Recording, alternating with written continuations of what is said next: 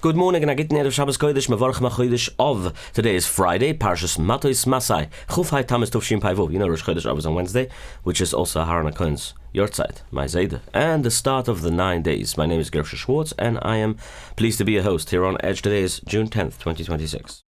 Your daily report of the news of the last 24 hours, powered by Yiddish 24, provided to you by The Click. Today's sponsors are My HomeFinish, Kosher Skinny Shots, and also Halo 2 high-functioning water. We'll talk about them soon. President Trump says he has already left instructions just in case Iran gets to him. His words, there will be a heavy price, and I hope he'll miss me, he says. That's where the world stands this morning. Iran buried its leader screaming, the leader Ayatollah Ali Khamenei, screaming also to kill President Trump. And the president is answering back. And today, 8 men charged with a plot to kill him at the White House. Turkey makes a trade nobody expected for steak. I'm joking. For a different steak. Turkey, the country. And a surprise in England. Yep, wait until you hear. The person taking over, what he has in mind. All that and way more coming up only on Edge. But first, are you still drinking ordinary water? Well, then it's time to upgrade to Halo 2. Halo 2 high-functioning water packs each bottle with electrolytes and a perfect pH balance of 9+. This way your body absorbs the hydration instantly and sends a clean wave of energy straight to your brain. It keeps you sharp, hyper-focused, and completely energized, no matter how busy your schedule gets. Stay on top of your game and stay high-functioning with Halo 2, everywhere, in every store. But first, right here in New York, before we go to the Iran news, a man tried to get away from the police last night by jumping out of a window. Video going around showing him leaping out, landing on the trees below, and he figured the branches would break his fall, and he'd run off into the night. Well, the trees did their job. The plan didn't. Police were waiting at the bottom, and they walked him straight into cuffs, a little scratched up from his shortcut. From there to the news of today, now to Iran. Okay, light news. Before we go to the heavy news, 5 Middle Eastern countries are making urgent calls to Washington, D.C. and to Tehran to try and save the nuclear deal. Leaders from Qatar, Pakistan, Turkey, Egypt and Saudi Arabia are trying to make peace. They believe certain groups inside the Iranian government started the attacks on purpose to ruin the deal. American officials say they are still talking and want to avoid a massive war, obviously. But Iran's Foreign Minister Abbas Araghchi claimed that American airstrikes already broke the agreement. The ceasefire is over. The deal is over. Everything is officially over. The renewed fighting between the United States and Iran has now caused a massive drop in trade moving through the Strait of Hormuz. Only about 10 cargo ships traveled through the strait in the last 24 hours alone. The price of crude oil has stayed steady, but American backup oil supply has now been drained to its lowest point since 1983. The rest of the Middle East is also suffering from one attack after another. But just this morning, Trump put out a new post, and it shows the door isn't fully closed. Well, in his words, the Islamic Republic of Iran has asked us to continue talks. We have agreed to do so, but the United States has stated to them in no uncertain terms that the ceasefire is, in big caps he wrote, over. So the talking continues, but so can the shooting. America held its fire last night, and Qatar's negotiators are already in Iran trying to calm things down. And the president's mood this week, well, he called Iran's leaders cuckoo, saying for 47 years they've been the bully of the Middle East, and they are not really the bully anymore because, he said, America knocked out a piece of Chag Island, the island their whole oil business runs through. And he added, we may take over Chag Island very soon. And he said a deal may not even be needed. We may just need to do it without a deal because, you know what, it's easier. Iran's military base in Bushehr and a navy site in Konarak were among the areas that were recently attacked. The American military says it had nothing to do with those southern strikes, but an American F-16 fighter jet was seen taken off from the nearby base. President Trump posted videos of the explosion online. He mixed it up with clips from video games and movies.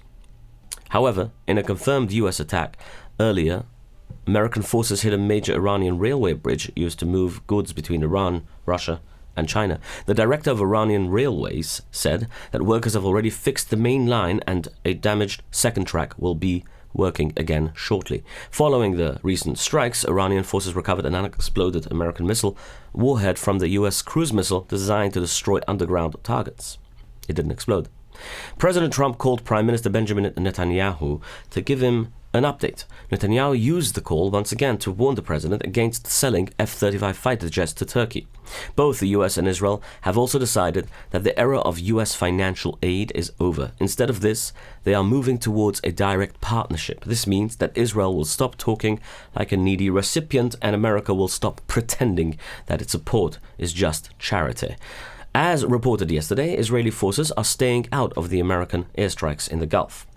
Now, even though the Israelis are staying out of the war, of the US-Iran battles, it's already preparing. IDF chief Eyal Zamir said that the Israelis are always ready for an attack. He warned Iran and Lebanon that any new attacks will be met with massive force. And just like we expected, as soon as the funeral of Ali Khamenei was over and this evil regime's snakehead is already 6 feet under, his followers are posting threats. Today, there is a huge divide inside the regime. Most of the IRGC is against Galibaf and Foreign Minister Arakchi, who want to continue the talks with the US through Qatar, supposedly. They threatened that if their infrastructure gets hit by the US, then they will take revenge. But this time, it's Israel they will attack. The US is already warning the Israelis to stay out of it, because any direct Iranian attack could give Israel the opening it needs to go back to full war against the Iranian military, and their fingers are trigger happy. Let's put it that way. In Iran, the week-long funeral of the former Iranian Supreme Snake leader Ali Khamenei ended last night in the city of Mashhad. He was buried inside Imam Reza's shrine more than 4 months after he was killed in the opening strikes of the war on Shabbos Zucher 4 months ago. Now, they say that during the funeral week, crowds burned and hanged giant dummies of President Trump. And in Mashhad, the chant was word for word, "I swear by the blood of the Supreme Leader Trump, we will kill you." And through the entire week of ceremonies, Tehran, Qom, Iraq, and the burial itself, Khamenei's son, the new Supreme Leader, was not even seen once. Well, they say that he wants to attend and wants to come and celebrate and sort of mourn his father, his dead father now, for 3 days. But the IRGC is very, very against it, trying to stop him from doing that. He was badly wounded in the same strike that killed his father, and Iran is hiding him for the fear that he is next. At the same time, Israeli spy agencies put out a public message in Farsi making fun of the funeral for former Iranian leader Ali Khamenei. The message called him a war criminal who murdered his own innocent people. In other related news, Israel just warned the United States about the new active Iranian plot to assassinate President Trump. Israeli intelligence shared this information, but American officials say the warning was very general. Some U.S. officials suggest Prime Minister Benjamin Netanyahu might be using this warning to improve his relationship with the president. On that note, remember that big UFC fight they held on the White House lawn last month on Trump's 80th birthday? It turns out 8 men were planning to attack it. Drones to create panic and snipers to shoot the people running away. We reported it a few weeks ago, I think. Their targets were President Trump, Vice President J.D. Vance, and Prime Minister Netanyahu and Elon Musk, who were supposed to be there, but they weren't in the end. The FBI stopped it days before the event, and this week a grand jury officially charged all of them, all 8. They face up to life in prison. They were big, high-ranking officials, by the way. Official terrorists, high-rank, like highly wanted criminals. A top official for the New York City Mayor Zohran Mamdani scheduled a meeting with Iran's ambassador to the United Nations. Yeah, a guy who was basically screamed at today at the United Nations Council meeting. The Commissioner Anna Maria planned to meet with Ambassador Amir Saeed Iravani on Tuesday morning at the United Nations Plaza. 2 other senior officials from the Mayor's Office for International Affairs were also scheduled to attend, but the U.S. State Department officials stepped in after they learned about her plans. They said, quote, "She scheduled it without checking in with anybody. Now the face-to-face meeting with the UN Plaza has been cancelled." One source commented, read the room, people. My HomeFinish. A house is only called a home when it's a relaxing place at the end of the day, right? So, if you want to have a relaxing place in your house, you can't have people looking in your house. So you need shades, you need blinds, you need curtains. So to handle everything from start to finish with zero hassle, you call, My HomeFinish, they proudly employ 100% Heimish Yidden. They'll come down to you, give you the best service possible. And they can mass produce the best quality here in America because they are able to do that. They are cheaper than 90% of their competitors. Now, yes, the price is premium, but the quality is even more premium. But they're still cheaper than 90% of the competitors with better quality. So they serve Monsey, Monroe, New York, upstate, and the whole New York City region. You can call them today, mention on Edge, get 5 to 10% discount on your shades. Again, the number is 845-372-6613. The number is 845-372-6613. Visit them on myhomefinish.com or email them at info@myhomefinish.com. Okay, the fighting also continues in Gaza. Israeli military tried to kill a Hamas spokesperson, Hazam Qassam, in a drone strike, but the attempt failed. A Gaza source says that Qassam was not inside the vehicle when the drone hit it, though the blast killed his bodyguard. In total, 6 people were reported killed by the military in Gaza. The IDF says that its strikes this week eliminated an Islamic Jihad commander, a Hamas sniper, and a terrorist who took part in the October 7th massacre. They also destroyed 5 Hamas tunnels, stretching about 2 kilometers, and all 5 were located on the Israeli side of the northern Gaza ceasefire line, the Yellow Line. Officials have also confirmed that a Gaza man who claimed to be a reporter was actually an active terrorist. Mohammed Essa used the title of journalist for Al Jazeera, obviously, while working as a member of the Palestinian Islamic Jihad. Essa was later targeted and killed by the IDF, but Palestinian media claimed that, again, he was just an ordinary reporter. Of course he was. President Trump's special envoy for the Middle East, Steve Witkoff, toured Gaza and watched footage of the October 7th massacre. Then he met with Finance Minister Bezalel Smotrich. Smotrich said that the envoy promised that he will not let Hamas keep control of the area. He told Witkoff that he would not let the 2 million enemies live right on the Israeli border. U.S. envoy Mike Huckabee, U.S. Ambassador Mike Huckabee also joined the Yarden Bibas to plant a tree in the memory of his murdered family members, his wife and his 3 children. Huckabee spoke directly to Yarden and Ofri during the ceremony. He told them the sacrifice their family made for Israel will never be forgotten. In southern Lebanon, soldiers from the Golani Brigades destroyed Hezbollah weapons facilities inside the security zone. The military says the troops took out a depot packed with launchers, machine guns, explosives, and missiles that were actively prepared for attacks on Israelis. But in a separate strike in the Nabatea district, an Israeli drone hit a pickup truck and killed 2 people there, 2 terrorists.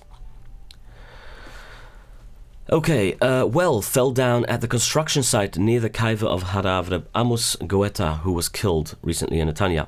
Workers were setting up a new entrance and walked away just seconds before the wall collapsed. Thank you, Hashem, nobody was hurt during the Shiva period of the Tzaddik. New York State Police pulled over the Skvera Rebbe's motorcade on Route 17 and handed out 14 traffic tickets to them. The cars were driving home from the airport after the Rebbe returned from a trip to California. Looks like they need to contact Flickit. Anyway, Chevra, they didn't sponsor this, by the way, I just said it. The Chevra Atzula Monsey is getting a brand new high-tech ambulance.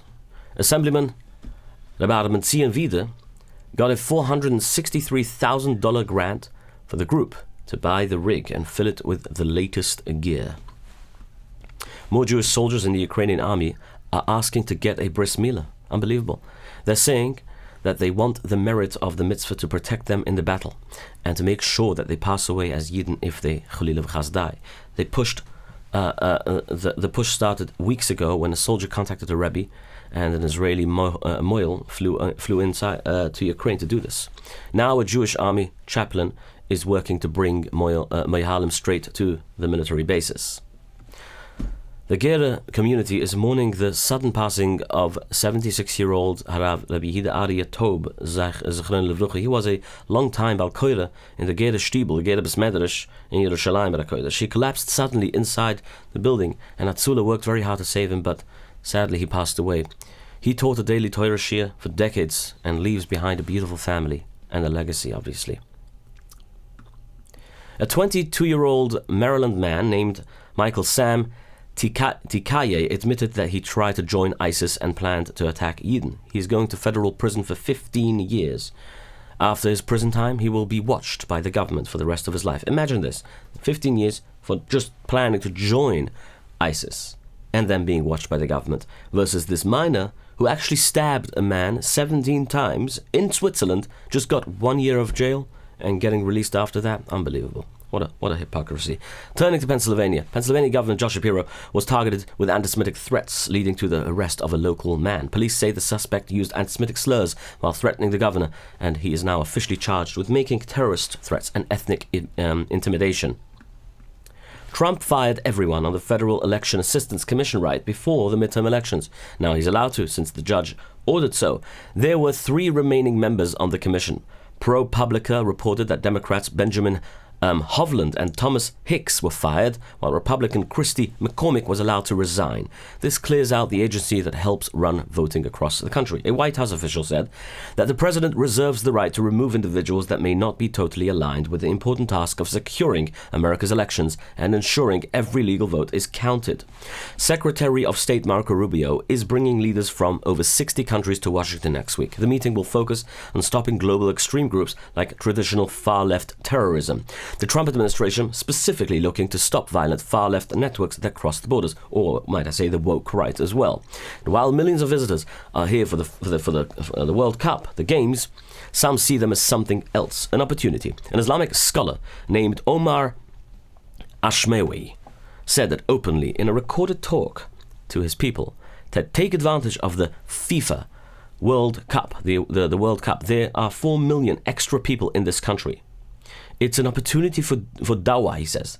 Plant the seed for them to embrace Islam. He claimed their outreach booths are seeing new converts every single day, and this is organized. The Islamic Circle of North America is running 300 booths at stadiums and fan zones across all 11 host sites, handing out 50,000 free Qur'ans, and they're calling it the biggest campaign of its kind in American history. Might I add to this, a very pro-Palestinian lady who joined, obviously supports for Palestine, married, or I don't know if married, but she basically moved away from America to Ireland with her Muslim friend, and she was later found beaten up and dead by her Muslim, so to speak, friend or husband. Anyway, it just goes to show how pro-Palestinian people are, and they don't even know what they are going in for. We spoke about the Western values versus Muslim ideology. The airport near Mar-a-Lago in Florida has officially been renamed after President Trump. It's a major legacy for him. The new name and redesign will cost over $5 million. Some locals complained, but his supporters love it. The president called it a great day for Palm Beach. Trump wrote, quote, "The area is hot, the location is great, and the renovation will be spectacular. Thank you all in Palm Beach for your vote and your confidence." Security cameras caught a man throwing a homemade firebomb at a church in Queens last night. He threw bombs at 2 more local churches, and in each case, the firebomb started a fire. When officers finally arrested him, they found even more explosives. The NYPD later linked him to another case involving an auto body shop on Rockaway Boulevard. I'm not sure exactly the identity of the person. Not really sure what it is, but when I checked, he's a 36-year-old illegal immigrant from some place. Nothing to do with Muslims or Christians or Jews. He just maybe misidentified the place, thinking he threw bombs at 2 more local churches. In each case, the firebomb started a fire, but when officers finally arrested him, they found even more explosive. The NYPD later linked him to another case, one involving an auto body shop on Rockaway Boulevard. Now that obviously has to do with the fact that he probably wanted to target Muslims because that owner was a Muslim owner. So whatever, I'm not really sure. Maybe he mistaken the church for a mosque. An NYPD officer was rushing to an emergency in Williamsburg when a wheel suddenly popped off. Javier and volunteers quickly showed up and helped the officer put the wheel back on so they could keep driving. Officials in Syria say they caught an ISIS terrorist who bombed a hotel in Damascus. The bomb went off just 15 minutes after French President Emmanuel Macron left the building. Remember the story? The suspects were arrested during the raids across 4 neighborhoods in Damascus, plus its surrounding countryside. They found them. Turkish media reports that Turkey has sold a Russian air defense system to a country in the Gulf. The system is the S-400, right, which is an advanced missile defense battery that doesn't really work. That Turkey originally bought from Russia. Iran had several of those, and all of them just didn't work. They didn't even destroy them. They just didn't work when Israel and America came in on Shabbat Zucher to kill Khamenei. The complete system is now being moved out of Turkish territory. Turkey made the sale so that the US will remove a ban that stops them from entering the F-35 fighter jet program. The buyer is likely the United Arab Emirates or Qatar. Reports from Turkey specifically identify these two nations as potential buyers. Turkey has not officially confirmed the deal yet, and the announcement is expected later today. The man taking over as Britain's next Prime Minister says he will be much tougher on Israel. Andy Burnham has all but locked up the race to replace the outgoing Prime Minister Keir Starmer. 322 of Labour's 403 lawmakers nominated him on the first day, leaving no room for a challenger. He is set to become the Prime Minister on July 20th. In a new statement, Burnham apologised for his party being too slow to demand a ceasefire in Gaza. Burnham also accused Israel of breaking the ceasefire and maybe committing war crimes, and he said he will push to stop sending British weapons to Israel and wants to ban products from Israeli settlements. And he added that you can fight anti-Semitism while still holding Israelis accountable. Oh, it's getting even more funner. Speaking of fun, very interesting and ironically, London Mayor Sadiq Khan visited the Nova Festival exhibit to meet survivors of the Hamas massacre. People had criticized him for taking so long to show up. After his tour, he told the public to go see it, saying it shows the true horror of that very day. An Israeli defense company based in America called Scapion just raised $36 million for a major new project. They are building what they call the world's first Iron Dome for drone swarms. The mobile system is designed specifically to take down large groups of cheap drones that attack the exact same time. So I guess they want to beat the tech industry when it comes to defense. A major computer chip company from South Korea just raised, I think, $26.5 billion on the US stock market. The company is called SK Hynix. They just held their IPO, which is when a company first sells shares to the public. This is the largest amount of money a foreign company has ever raised on its first day in the US market. It beat the old record set by Alibaba back in 2014. Let's talk about Shawarma Delight. Shawarma Delight, a kosher skin. Did I speak about kosher skin shot? I did not speak about kosher skin shot. How can I forget that? Okay, kosher skin shot. Of course I can't forget about kosher skin shot. Kosher skin shot is there for you when you need to better your life, your health. Okay, the way of life. Kosher skin shots. You can call them today on 845-425-8924. And also you can call me on 845-671-1775. Press 5 to enter the raffle. On Sunday I will put out a little episode that I had a discussion with Shmuel Weiss, one of the representatives of Kosher Skinny Shot. A very interesting one. We made a raffle for the previous month. Somebody won, and you might be the lucky winner. Kosher Skinny Shot. And now, Shawarma Delight. Shawarma Delight at the marketplace. They open every single day of the week till 10 or 11 p.m. during the summer. Especially now during some people go and come from the country all the time, so they can stop from Mincha Marav at the tents in the marketplace. And he sells yapchik shawarma, yapchik, the best lamb shawarma, by the way, yapchik, jachnun, and as well chulent, all kind of different things. And you can get free ices for the kids. Besides, if you mention Anaj, you get a free drink, free soda. So yeah, take advantage of that. Wise Capital Group, 718-831-2168 for loans and investments on real estate. Arrive Express, 845-254-122-1111. Sorry, that's the palm tree wing of Arrive Express, and 845-622-1111, which is the wing of, well, the main one. Protobyte, 347-354-1237. Again, 347-354-1237. proto-bytu.com. All right, have yourselves a wonderful, peaceful Shabbos and a restful Shabbos.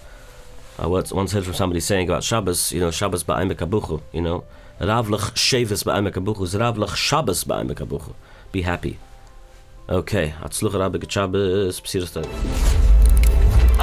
Your daily report of the news of the last 24 hours, powered by Yiddish 24, provided to you